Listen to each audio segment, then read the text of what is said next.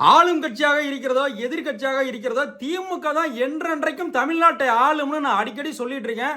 அது உண்மைதான். இன்னைக்கு எதிர்கட்சி தலைவர் உதயநிதி ஸ்டாலின் சட்டப்பேரவையில் நிரூபிச்சிருக்கார். அவர் ஒரு விஷயம் சொன்னாரு, உடனே டிவிகே அரசு முதலமைச்சர் விஜய் அவர்கள் ஓகேன்னு சொல்லி அதை ஏத்துக்கிட்டார். அப்படிங்களா ஐயா, ஓகே அப்படிங்கிறதா இன்னைக்கு சட்டசபையில் நடந்த அந்த சுவாரஸ்யமான விஷயம். நதிநீர் தாவா சட்டம் 1956 படி, அதாவது த inter state river water disputes act 1956 படி நடுவர் மன்றம் அமைக்கணும்னு ஒன்றிய அரசுக்கு கோரிக்கை வச்சிருந்தோம். ஆகவே இந்த அரசு இப்போது கொண்டு வந்திருக்கும் இந்த தீர்மானத்தில் மேகதாது அணை கட்டுவது தொடர்பாக ஏற்கனவே மார்ச் மாதம் 4ஆம் தேதி 2026 ஆண்டு அன்றைக்கு எழுதிய கடிதத்தில் கேட்டுக்கொண்டபடி மாநிலங்களுக்கு இடையேயான நதிநீர் தாவா சட்டம் 1956 படி பிரிவு 4 அடிப்படையில் புதிய நடுவர் மன்றம் அமைக்க வேண்டும் என ஒன்றிய அரசை இந்த அவை வலியுறுத்துகிறது என்ற இந்த என்னுடைய கருத்தையும் நீங்கள் இந்த தீர்மானத்தில் சேர்த்துக்கணும்னு எதிர்கட்சி தலைவர் உதயநிதி ஸ்டாலின் சொன்னாரு. கிட்டத்தட்ட அப்படியே ஆகட்டுங்க ஐயா அப்படிங்கிற அடிப்படையில் முதலமைச்சர் விஜயும் அதை ஒத்துக்கிட்டு சேர்த்துக்கிறேன்னு சொல்லியிருக்காரு. இதைத்தான் நான் எப்பவுமே சொல்லுவேன், திமுக ஆளுங்கட்சியா இருக்கா எதிர்கட்சியா இருக்கா, திமுக தான் தமிழ்நாட்டுக்கு என்னைக்கும் எல்லைச்சாமியா நிக்குதுன்னு சொல்லி. இன்றைக்கு புதிய டிவிகே அரசு அமைஞ்சிருக்கு, என்னென்ன செய்ய போறாங்கன்னே தெரியல. நாளைக்கு பாராளுமன்றம் கூடும், ஒன்றிய அரசு என்னென்னமோ சட்டங்கள்லாம் கொண்டு வருவாங்க, அதில் இவங்க எப்படியெல்லாம் வாக்களிக்க போறாங்கன்னு தெரியல. எல்லாத்தையும் ஆதரிக்க போறாங்களா இல்லை முக்கியமான மக்கள் விரோத சட்டங்கள்லாம் எதுக்க போறாங்களான்னு தெரியல. இதில் மேகதாதுல அணை கட்டியே தீர்வோம்னு கர்நாடக அரசு நிற்கிது. இந்த நேரத்தில் பார்த்து டிவிகே அரசு வழக்கறிஞர்களை பற்றியெல்லாம் நமக்கு தெரியவே தெரியாது. இவங்கெல்லாம் வந்து திறமையாக வாதாடி வெற்றி பெறுவார்களா அப்படின்னு நமக்கு தெரியவே தெரியாது. இதே திமுக எம்பி வில்சன் பார்த்தீங்கன்னு சொன்னால் எவ்வளவோ கேஸ் ஜெயிச்சு கொடுத்தாரு, உச்சநீதிமன்றம் வரைக்கும் போய் நீட்டு தேர்வுலாம் ஓபிசி இடஒதுக்கீடெல்லாம் மீட்டு கொடுத்தாரு. ஆனாலும் பெரும்பான்மையான மக்களுக்கு உண்மையான அரசியலை தவிர காதில் விழும் இறைச்சல்களும் சினிமா பாணி அரசியல்களும் வெற்று அந்த வீராப்பு பேச்சுகளும் மேடை நடிப்பு பேச்சுகளும் தான் பிடிச்சி போயிருக்கு. இந்த மேகதாது பிரச்சனையை நினைக்கும் போது நமக்கு பயமா இருக்கு, இது எங்க போய் முடியுமோன்னு தெரியல. அதனால மேகதாது விஷயம் எப்பெல்லாம் கோர்ட்டுக்கு வருதோ அதில் திமுகவும் தங்களையும் இணைச்சுக்கணும்னு கேட்டு திமுகவும் சேர்ந்து வாதாடணும்னு விவசாயிகள்லாம் விரும்புறாங்க. ஒருவேளை கோர்ட்டு மறுத்தால் விவசாய சங்கங்களின் சார்பாக திமுக வக்கீல்கள் வாதாடி தமிழ்நாட்டின் உரிமையை மீட்டு கொடுக்கணும்னு விவசாயிகள் கேட்டுக்கிறாங்க. இன்றைக்கு அரசியலில் அடுத்த ரூமர் பார்த்தா வைகோ அவர்களுக்கு டெல்லியில் வந்து ஒரு மிகப்பெரிய பதவி டிவிகே அரசு கொடுக்க போகிறதாக ஒரு ரூமர் ஓடிட்டு இருக்கு. அதனால் மதிமுக எம்எல்ஏக்கள் 2 பேரும், அதாவது அவங்க உதயசூரியன் சின்னத்தில் போட்டி போட்டு நின்னாங்கல்ல, அதனால தான் டிவிகே அரசுக்கு ஆதரவு கொடுக்க முடியல, வருத்தமாக இருக்குன்னு மதிமுகவினர் பேட்டியாக கொடுத்தாங்க. எல்லாம் பேட்டியாக கொடுத்தாங்க.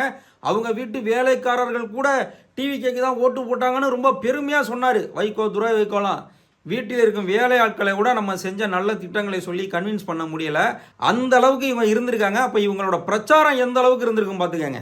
ஆகவே இப்போ திமுக தொண்டர்களுக்கு நல்ல வாய்ப்பு. டிவிகே அரசின் இந்த சோஃபா மாடலால் இதுவரை 5 எம்எல்ஏக்கள் ராஜினாமா பண்ணியிருக்காங்க அதிமுகவில். எப்படியும் 6 மாதத்தில் இடைத்தேர்தல் வரும். கிட்டத்தட்ட 10 எம்எல்ஏவுக்காச்சும் வரும் போல இருக்கு. இதுவரை கூட்டணி கட்சி சின்னத்துக்கு வாக்களித்த திமுக தொண்டர்களுக்கு இது நல்ல வாய்ப்பு.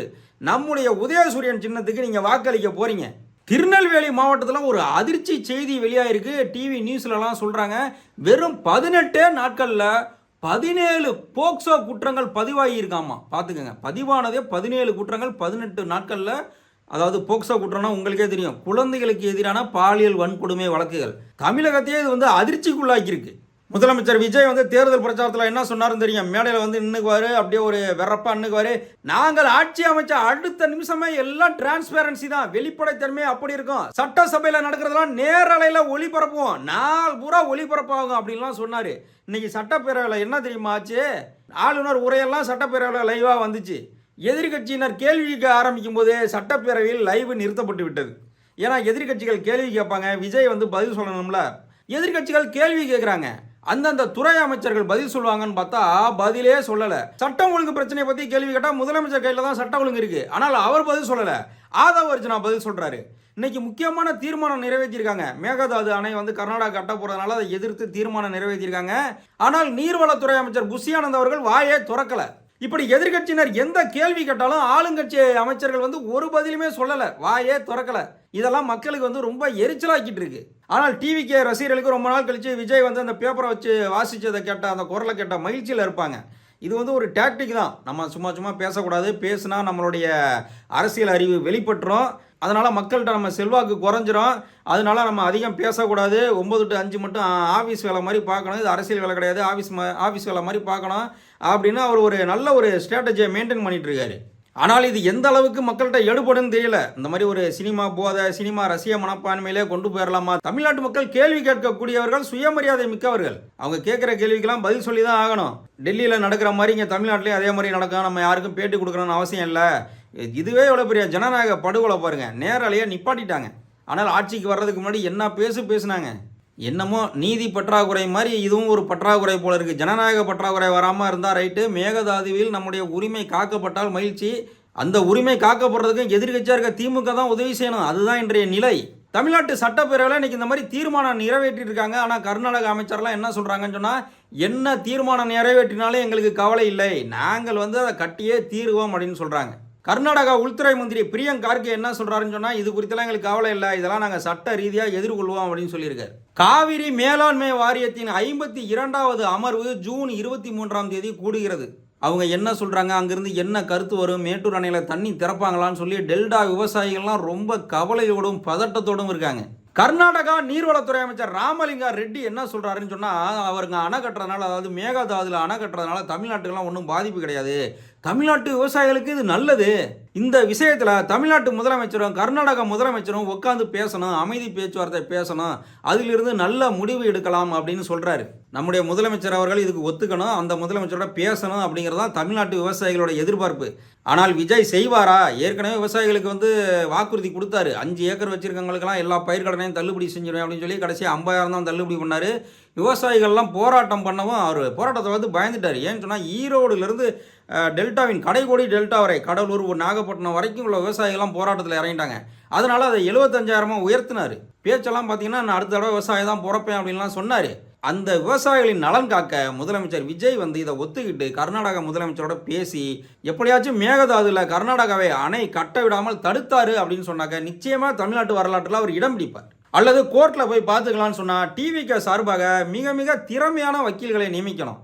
அல்லது ஏற்கனவே அனுபவம் பெற்ற திமுக வக்கீல்களை, வில்சன் போன்ற மிகப்பெரிய வக்கீல்களை நியமிக்கணும். ஏன்னு சொன்னால், இது தமிழ்நாடு சம்மந்தப்பட்டது, தமிழ்நாட்டு மக்கள் நலன் சம்மந்தப்பட்டது, தமிழ்நாட்டு நிலம் சம்மந்தப்பட்டது.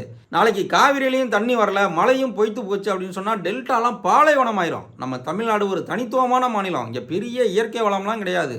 விவசாயிகள், மக்களோட உழைப்பு, மனிதவள மேம்பாடு, அதாவது திராவிட அரசு கொண்டு வந்த கல்வி, உயர்கல்வி, படிப்புன்னு படித்ததுனால தான் நம்ம இந்த அளவுக்கு முன்னேறி இருக்கோம்.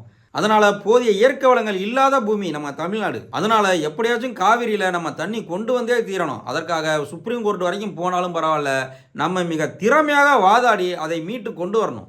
இதற்காக இந்த ஆளும் அனுபவமற்ற டிவிக்கு அரசு, திமுக, அதிமுக போன்ற அனுபவம் பெற்ற தலைவர்களிடமிருந்து, அந்த வக்கீல்களிடமிருந்து நிறைய ஆலோசனைகளை பெற்று எப்படியாச்சும் தமிழ்நாட்டுக்கு நல்லது வாங்கி கொடுக்கணும், நல்லதை பெற்று தரணும்னு சொல்லி நம்ம கேட்டுக்கிறோம். நன்றி, வணக்கம்.